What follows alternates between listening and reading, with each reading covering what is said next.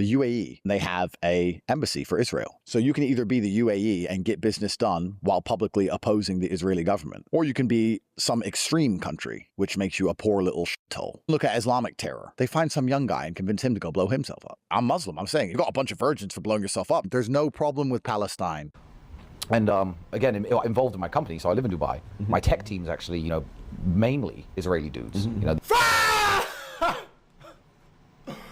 Oh my God, bro.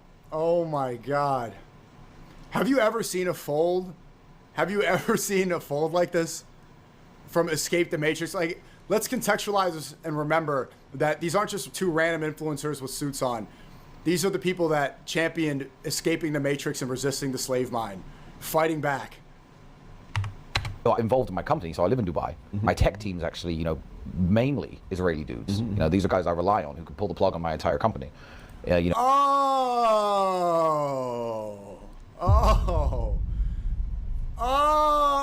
Okay. Well, why don't you just lead with that? What do you say fuck me for? And continue to.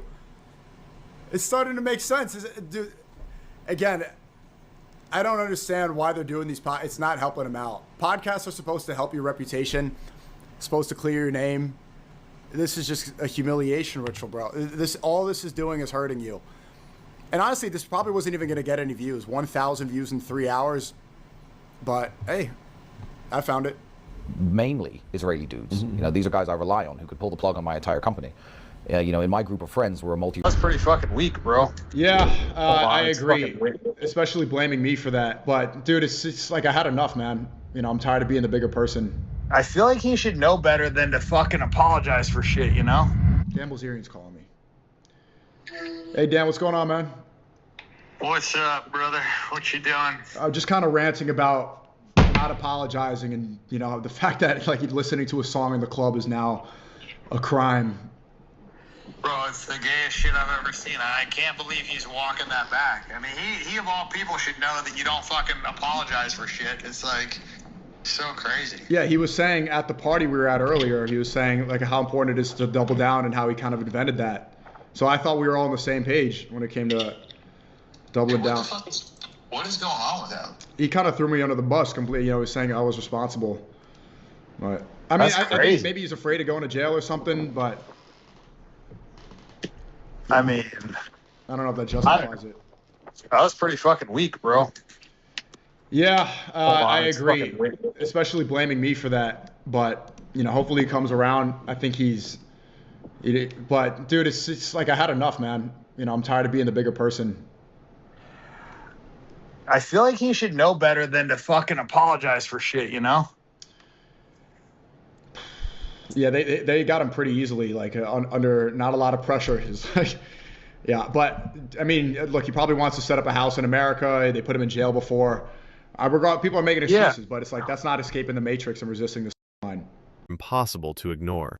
Yeah, remember last time they fucking talked about how big fans they were of Trump and pro-America and this, that, and the other, got thrown their ass out of fucking Miami, And almost got arrested. It's like they should have learned that kissing ass to these fucking people isn't going to save them. Let's stop right here, because this is the exact moment the entire Top G persona finally collapses. Did you notice it? Andrew Tate built a multi-million-dollar empire preaching unwavering loyalty, living by the code of one's word, and placing brotherhood above everything else. But pay close attention. When the pressure rises, loyalty is the very first thing he abandons. Sneako isn't just venting or whining in this moment, he's exposing an uncomfortable truth. Tate is allegedly pointing the finger at him over something as minor as playing a song, all in an effort to please the authorities and keep his own record spotless. Then, Dan Bilzerian steps in and breaks it down perfectly. Fear of going back to jail, fear of losing the Bugattis, and fear of the same system Tate spent years claiming he had conquered. Dan calls it weakness, and he's absolutely right. The man who told millions to escape the Matrix is now throwing his own friends under the bus just to remain safe, comfortable, and protected inside the very Matrix he pretended to rise above. Well, the thing is, if you look at what the right and left civilians and citizens agree on, and it's that we shouldn't be supporting Israel. We don't want any fucking foreign wars. And then you look at what the politicians on the right and the left agree on, is that they want to fund more fucking foreign wars. They want to support Israel. So the only things that they can agree on are the things that we agree on. The only difference is they're agreeing in the opposite direction, right? Which shows the misalignment of the government with the citizens. And that is the crux of the problem, is the government is not operating in the best interest of the citizens. The government officials are operating in the best interest of themselves and their fucking donors. Once the person gets in office, if they do what they fucking say, because the unsettling trend is that everybody, you know, says all this great shit and then they just do the opposite when they get in office. I mean, we've seen that from Trump time and time again. No new wars. The guy bombed 7 fucking countries in 1 year, you know, so it's just like everything he said was all bullshit. And then he gets the Nobel Peace Prize right after.